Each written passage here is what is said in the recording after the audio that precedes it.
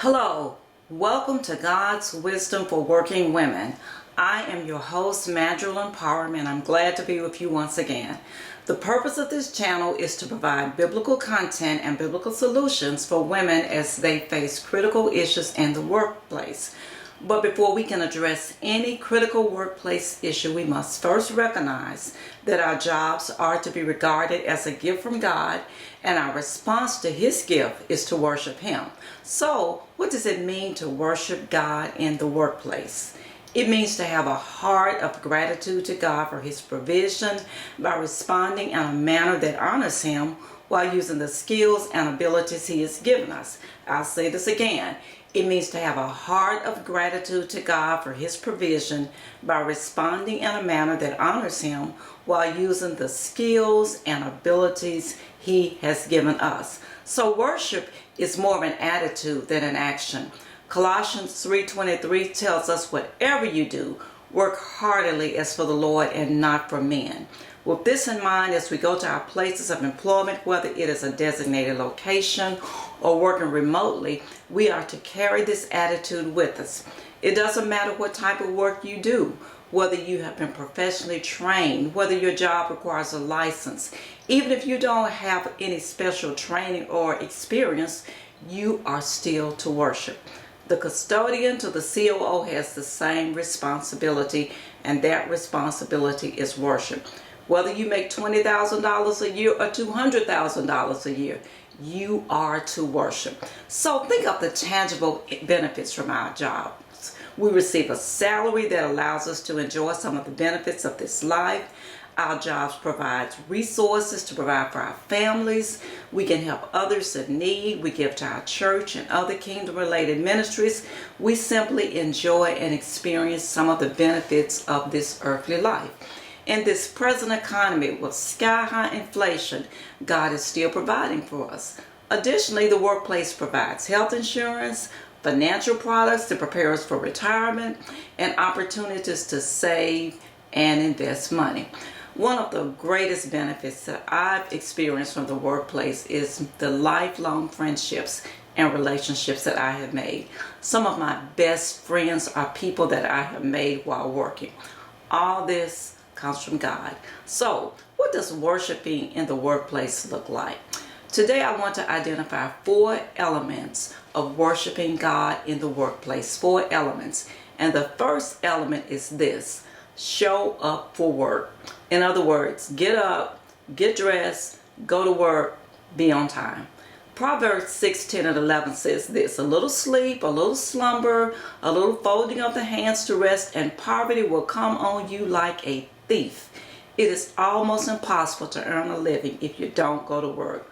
Be responsible and go to work. Most jobs provide leave, which allows employees to take time off without losing pay. This is called PTO, or paid time off. So as a believer, don't abuse your leave. Use it when necessary. Of course, there are scheduled times for vacations and appointments, even emergencies, but don't abuse your leave. There will definitely come a time when you will really need it, and if you don't have it, it will pose a problem for you. Your employer is depending on you. Go to work. The second thing is this: guard our attitudes when things are not going well. Guard your attitudes when things are going well. Remember this: the workplace is not perfect. There are injustices and inequities. There is discrimination and biases, all associated with the fallen world. Now, this does not mean we cast a blind eye to things that are wrong, but it does mean that we bring our concerns before God, asking for His help, and what role, if any, should we have in a resolution. There could also be instances where we want to play it safe and not get involved, while God could be saying to you, you need to speak out against this. Remember when Esther was challenged by her cousin Mordecai, when he said to her, and who knows that you have come to your royal position for such a time as this? We all know Esther's response. Her response was, if I perish, I perish. There will be times when our attitudes should reflect a spirit of surrender to God, as well as being involved in righteous resolution. Philippians 4:6 tells us not to be anxious about anything, but by prayer and petition with thanksgiving, present your request to God. And the peace of God, which transcends all understanding, will guard your hearts and minds in Christ Jesus. God's peace guards our hearts, causing us to respond rightly, boldly, and courageously. The third element is this: have a reputation for excellence. God has set the standard for excellence when He said it was good. Can we look on our work at the end of the day and acknowledge that it was good? Do I prepare reports without errors? Do my emails contain correct grammar and punctuation? Was my PowerPoint impressive? Do I return phone calls and emails in a timely manner? Do I respond to my Google invites? Do I attend scheduled meetings on time? And then do I apologize to teammates when I need to cancel or reschedule a meeting? Am I willing to fill in for a coworker with a scheduling conflict? The list can go on and on, but the question remains, was it good?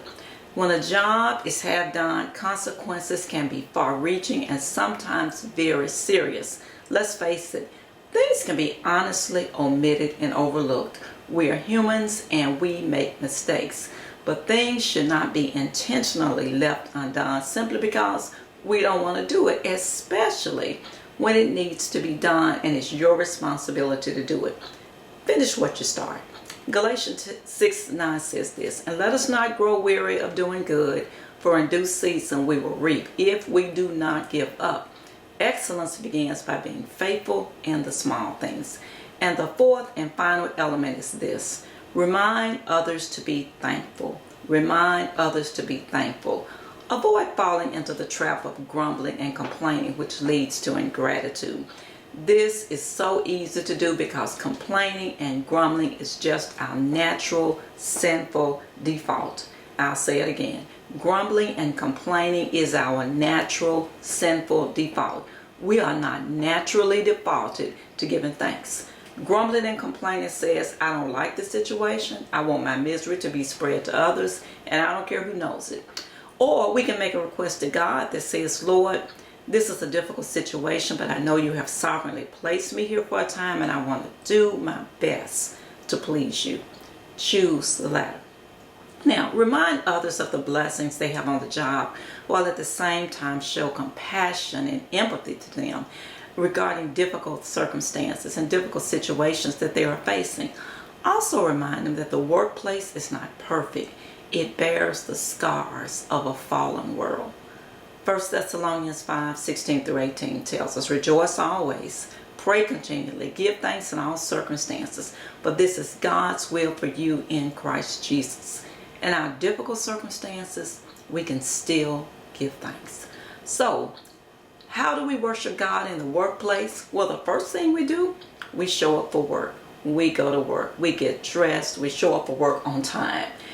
The second thing we do, we guard our attitudes when things don't go well. Don't grumble and complain. Rather tell God what's going on and what you're experiencing. The third thing is this: have a reputation for excellence. Do things right. Finish the job. And finally, remind others to be thankful while at the same time acknowledging the difficulties they're facing. Next time, we will look at issues that affect morale in the workplace. So, if you have been encouraged by this video, if you have been blessed by this video, I would ask that you would please subscribe to this channel, God's Wisdom for Working Women. Again, I am your host, Madrelyn Parham, and I can be contacted at wisdomforworkingwomen@gmail.com. Remember, God's wisdom is at work in you. God bless you. See you next time.